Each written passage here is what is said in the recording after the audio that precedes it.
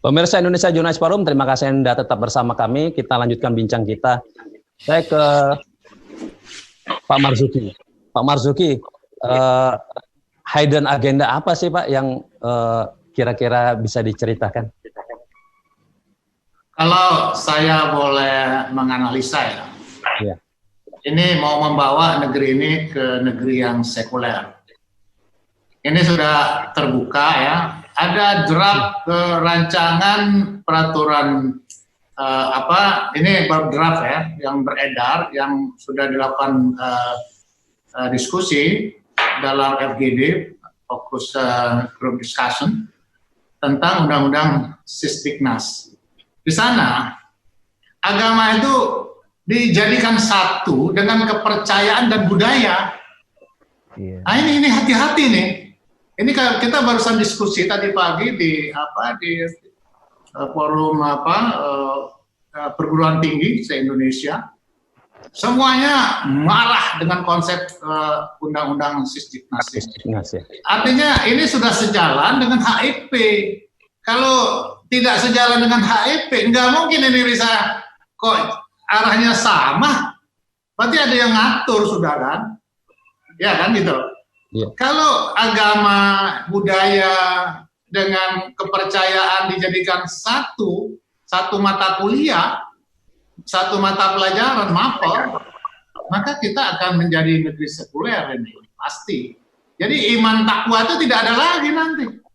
Desain besarnya jadi negara sekuler itu ya Pak ya? Ini yang saya lihat ya, kelihatannya mengarah ke negara sekuler. Karena apa? Kalau Pancasila dipres menjadi Trisila dan Ekasila gotong royong, sudah nggak ada lagi ketuhanan. Nggak ada, nilai-nilai ketuhanan itu nggak ada sama sekali. Habis. Jadi ini saya bilang, kalau saya boleh menganalisa ya, silahkan ya, bisa saja salah, tetapi saya memprediksi jelas ini digiring ke satu wilayah di mana negeri ini tidak lagi berdasarkan pada Tuhan Yang Maha Esa. Dan ini sangat berbahaya karena negeri ini dibangun dari para ulama. Ada proses politik ya dari tanggal 1 Juni. Jadi 1 Juni itu bukannya Bung Karno sudah memutuskan bahwa 5 sila dipres 3 sila dipres menjadi Ekasila, itu tawaran. Kalau seandainya 5 sila ini terlalu banyak, itu kan, dan tuan-tuan tidak setuju, maka kita perkecil menjadi Trisila. Kalau Trisila ini tuan-tuan masih belum sepakat, maka dijadikan, itu kan tawaran. Ya kan, tawaran itu kan ditindaklanjuti, didiskusikan, kemudian keluarlah produk PPKI. Panitia Persiapan Kemerdekaan Indonesia, yang sebelumnya itu ada proses di mana ada Pancasila berdasarkan Piagam Jakarta 22 Juni. Jadi ketuhanan dengan 7 kata itu. Nah, karena kebesaran para ulama demi NKRI, keberagaman dan sebagainya, maka 7 kata ini dihapuskan, dirumuskanlah menjadi ketuhanan yang Maha Esa. Dan itu tidak bisa dijadikan satu. 5 sila itu jadi satu kesatu. Jadi apa? Jadi satu rangkaian yang tidak bisa terpisahkan. Jadi nggak bisa itu dipres menjadi Ekasila. Nah, ini jadi sejarah itu dibaca. Perjalanan 1 Juni ke 18 Agustus itu kan ada proses politiknya di sana. Ada kesepakatan-kesepakatan antara kebangsaan dengan para ulama. Jadi ini yang harusnya dipahami. Kalau semuanya kembalikan kepada 1 Juni, ya, nah ini masalahnya karena sudah ditetapkan 1 Juni lahirnya Pancasila. Sebetulnya 1 Juni itu baru istilah Pancasila. Jadi belum masalah konten daripada Pancasila. Karena di dalam 1 Juni 5 sila ketuhanan itu ditempatkan di sila kelima. Ya kan, padahal ketuhanan itu harusnya memayungi semua kehidupan berbangsa dan bernegara, kehidupan manusia. Nah itu kan artinya kalau ini karena 1 Juni jadi lahir Pancasila, maka semuanya mau dihilangkan proses sejarah dari 1 Juni ke 18 Agustus. Dan ini orang yang tidak ingat sejarah ini, saya pikir orang yang tidak menghargai para pahlawan, orang Berarti tidak para perancang RUU HIP ini tidak baca sejarah ya Pak Marzuki? Saya nggak ngerti ya, tapi hidden agenda itu yang saya lihat. Jadi bukan tidak ngerti, saya yakin hafal. Pidato Bung Karno hafal, proses politik hafal. Oh jago semua kok. Waktu malam DLC kan dijelaskan proses politik itu hafal sekali. Nggak ada yang salah sedikit, titik komanya pun sama. Tetapi masalahnya kan ini ada sesuatu yang ingin dicapai. Kalau ada sesuatu yang ingin dicapai, ya ini politik.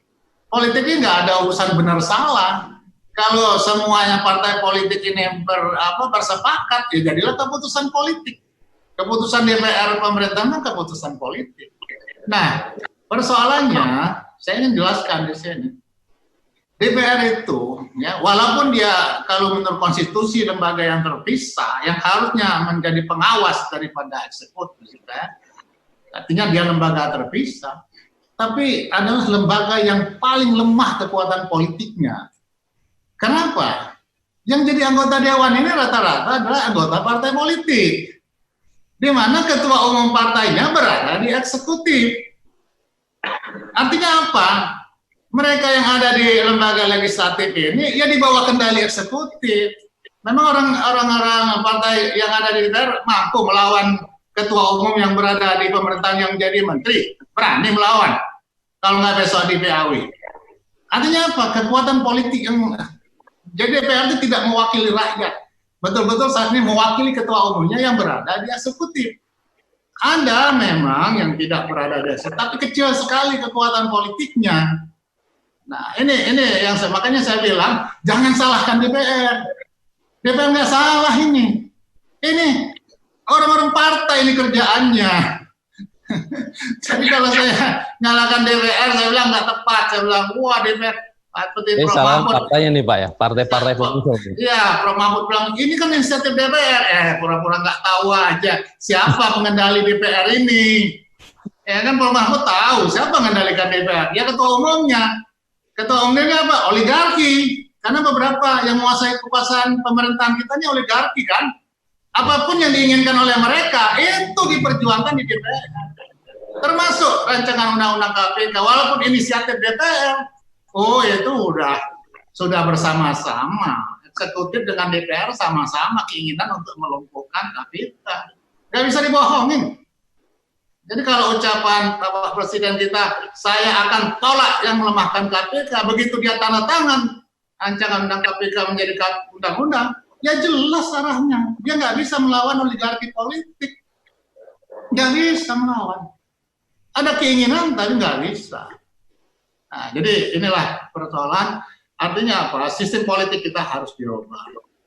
Kalau enggak, Pak Anwar Abbas mungkin orang Minang, saya nggak tahu ya, susah sekali mau jadi presiden. Kecuali Pak Anwar Abbas jadi ketua umum partai politik yang besar kalau sekarang. Jadi orang hebat-hebat di Indonesia nggak bisa jadi elit di pemerintahan, tidak bisa mengkontribusikan keilmuannya, kepandaian, kecerdasannya, yang ingin dia abdikan untuk negara, nggak bisa kalau nggak bergantung kepada kekuatan politik. Nah, kekuatan politik inilah yang disebut tadi oligarki, karena hanya beberapa aja. Makanya ini kita harapkan ya. Saya sudah tweet di Twitter saya, hei ketua umum partai, saya bilang, saya assalamualaikum dulu. Hei ketua umum partai, saya bilang, umur kita ini nggak seberapa, kita mau mati semua. Jangan berpikir kekuasaan politik terus, pikirkan untuk bangsa dan negara. Lihat aja Twitter saya ada. Ya. Nah, jadi artinya oligarki ini harusnya dibubarkan, ya harus dirubah. Kekuasaan politik yang dipegang oleh beberapa partai ini ya harus kita bubarkan ini. Jadi betul-betul kekuasaan itu nanti berada di tangan rakyat. Nah, baru itu sesuai dengan amanat konstitusi dan sesuai dengan Pancasila. Baik, terima kasih Pak Marzuki. Pemirsa Indonesia Jurnalis Forum, ikuti di segmen berikutnya.